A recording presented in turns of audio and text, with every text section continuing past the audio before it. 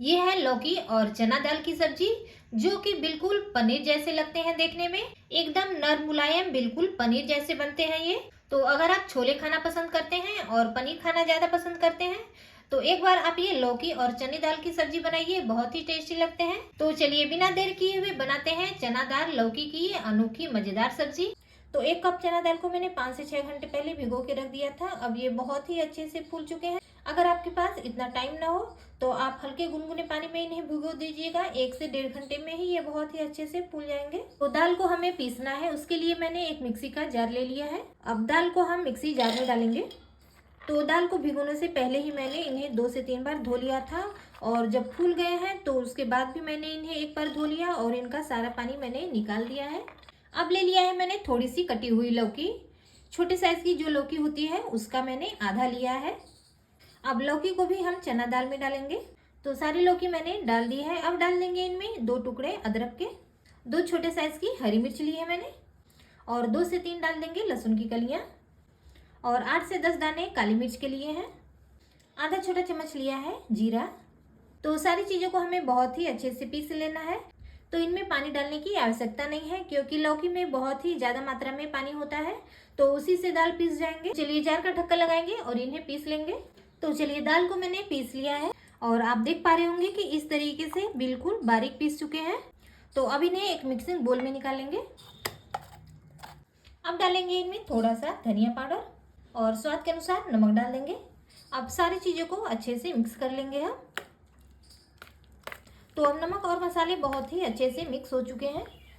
अब ले लिया है मैंने एक जाली वाला प्लेट। अगर जाली वाला प्लेट नहीं है तो आप सादा प्लेट ले लीजिएगा। प्लेट को मैंने हल्का सा ग्रीस कर लिया है। पिसे हुए लौकी और चना दाल को हम प्लेट में डालेंगे और चम्मच की सहायता से पूरे बराबर में फैला लेंगे, और इस तरीके से चम्मच की सहायता से इन्हें अच्छे से सेट कर लेंगे। अब गैस पर मैंने कढ़ाई चढ़ा के उसमें 1 गिलास पानी को गर्म कर लिया है। अब डाल देंगे इसमें कोई भी स्टैंड या फिर कटोरी या फिर कोई भी प्लेट ले सकते हैं आप। अब जाली पे रखे हुए मिश्रण को हम कढ़ाई में रखेंगे। अब इन्हें किसी प्लेट या थाली से ढक देंगे और 5 से 7 मिनट हम इन्हें पका लेंगे। अब ले लिया है मैंने 2 मीडियम साइज का प्याज। प्याज को मैंने इस तरीके से मोटे मोटे पीस में काट लिया है। अब प्याज को हम मिक्सी जार में डालेंगे और जार का ढक्कन लगा के मिक्सी को चालू बंद करते हुए हम इन्हें हल्का सा दरदरा पीस लेंगे। तो बारीक नहीं करना है, दरदरा पीसना है हमें। तो बस इसी तरीके से प्याज को हमें पीस लेना है। आप देख पा रहे होंगे कि प्याज बिल्कुल दरदरे हैं, जैसे बारीक कटे हुए प्याज होते हैं, बस उसी तरीके से है ये। तो इन्हें एक कटोरी में निकालेंगे। तो प्याज को मैंने एक कटोरी में निकाल दिया है। अब इन्हें कुछ देर के लिए साइड में रख देंगे। अब फिर से मैंने वही मिक्सी का जार ले लिया है और ले लिया है 2 मीडियम साइज के टमाटर। टमाटर को भी मैंने मोटे मोटे भाग में काट लिया है, क्योंकि टमाटर को भी हमें पीसना है। अब इनमें 3 से 4 हरी मिर्च डालेंगे। तीखा अब अपने हिसाब से कम ज्यादा कर लीजिएगा। 4 से 5 छोटे टुकड़े अदरक के लिए है मैंने, और 10-12 लहसुन की कलियां ली हैं। अब जार का ढक्कन लगाएंगे और इन्हें एकदम बारीक पीस लेंगे। अब गैस पर मैंने कढ़ाई चढ़ा के कढ़ाई में तेल को बहुत ही अच्छे से गर्म कर लिया है। तेल गर्म है तो डालेंगे आधा चम्मच जीरा, और ले लिए है मैंने यहाँ पर कुछ खड़े मसाले, 1 तेज पत्ता, 1 सूखी मिर्च और 2 छोटे टुकड़े दालचीनी के लिए हैं, 4 लौंग और 1 छोटी इलायची ली है। थोड़े से खड़े मसाले डाल देते हैं तो सब्जी में बहुत ही बढ़िया टेस्ट आता है। हल्के से जब मसाले तड़क जाए तो डाल देंगे दरदरे पीसे हुए प्याज को। अब प्याज को तेल में हम बहुत ही अच्छे से मिक्स करेंगे और बढ़िया सा सुनहरा कलर आने तक पका लेंगे। तो चलिए पहले हम प्याज को भून लेते हैं। तो प्याज अब बहुत ही अच्छे से भून चुके हैं और आप देख पा रहे होंगे कि बहुत ही बढ़िया सुनहरा कलर आ चुका है। प्याज में अच्छे से सुनहरे कलर में आ चुके हैं। तो अब डाल देंगे पिसे हुए टमाटर, अदरक और लहसुन को। अब थोड़ी देर टमाटर को भी हम भून लेते हैं। तो इन्हें ढकने की ज़रूरत नहीं है, ऐसे ही खुले ही हम पकाएंगे, और बस इस तरीके से चलाते हुए गैस की फ्लेम को मीडियम टू हाई रखेंगे और इन्हें भून लेंगे। तो अब टमाटर का सारा पानी सूख चुका है और आप देख पा रहे होंगे कि अब ये तेल भी छोड़ने लगे हैं। तो टमाटर में जो हमने अदरक और लहसुन पीस के डाला था उनका भी कच्चापन दूर हो चुका है। तो अब डालेंगे इनमें कुछ मसाले। तो 1 चम्मच लिया है मैंने धनिया पाउडर, आधा चम्मच डाल देंगे हल्दी पाउडर, और आधा चम्मच लिया है कश्मीरी लाल मिर्च पाउडर, और 1/4 चम्मच लिया है गरम मसाला पाउडर। होममेड गरम मसाला पाउडर है तो इसीलिए मैंने कम ही डाला है। सारे मसालों को हम एक बार अच्छे से मिक्स कर लेंगे। अब जार में जो टमाटर का पेस्ट लगा हुआ था, जार में आधा कप पानी डाल के मैंने सारा मसाला निकाल लिया है। अब मसालों को बहुत ही अच्छे से मिक्स करेंगे और इन्हें भून लेंगे। अब मसालों को हमें बिल्कुल धीमी आंच पर भूनना है। धीमी आंच पर मसाले भूनेंगे तभी सब्जी में बहुत ही बढ़िया टेस्ट आएगा। तो गैस की फ्लेम को बिल्कुल लो कर देंगे। अब ढक के 3 से 4 मिनट के लिए हम बिल्कुल लो फ्लेम पर इन्हें पका लेंगे।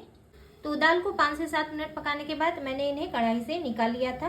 अब ये थोड़े ठंडे हो चुके हैं और आप देख पा रहे होंगे कि बहुत ही अच्छे से ये सूख चुके हैं, बिल्कुल भी हाथ में नहीं लग रहे हैं। तो ये पके हैं कि नहीं, इन्हें चेक करने के लिए आप इस तरीके से चाकू का इस्तेमाल कर सकते हैं। चाकू बिल्कुल सूखे आ रहे हैं, बिल्कुल भी इनमें चने दाल का बैटर नहीं लगा है, यानी कि बहुत ही अच्छे से सूख चुके हैं। जब ये सूख जाते हैं तो बहुत ही अच्छे से पक भी जाते हैं। तो चलिए अब हम इन्हें काट लेते हैं। वैसे आप इन्हें अपने मनपसंद शेप में इन्हें काट सकते हैं, लेकिन मैं इन्हें पनीर के टुकड़ों में काट रही हूँ। जैसे हम पनीर काटते हैं बस उसी तरीके से मैं इन्हें पनीर के शेप में काट ले रही हूँ। तो पहले इस तरीके से लंबे लंबे पीस में काट लेंगे, उसके बाद इस तरीके से हम काट लेंगे। तो चलिए मैं आपको इन्हें निकाल के दिखाती हूँ। बहुत ही आसानी से निकल जाते हैं और ये देखिए बहुत ही आसानी से निकल जा रहे हैं और बिल्कुल पनीर के शेप में कट के निकल रहे हैं।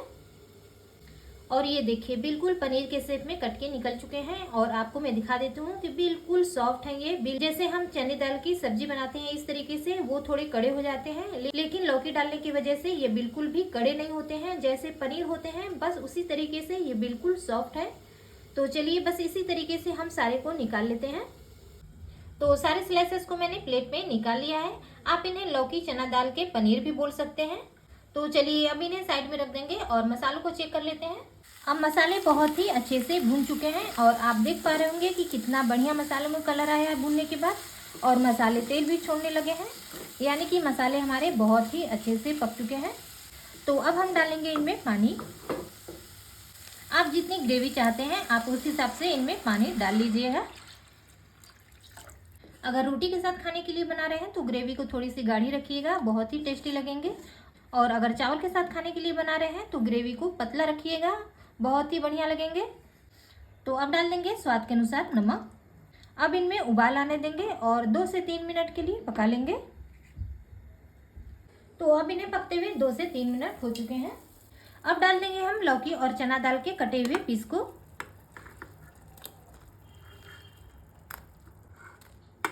तो अब सब्जी को हमें ज़्यादा पकाना नहीं है, क्योंकि सारी चीज़ें पहले से ही बहुत ही अच्छे से पकी हुई हैं। तो बस अब हम इन्हें ढक के 2 से 3 मिनट के लिए और पका लेंगे।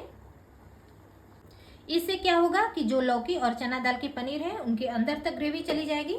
तो चलिए 2 से 3 मिनट के लिए वापस से पका लेंगे।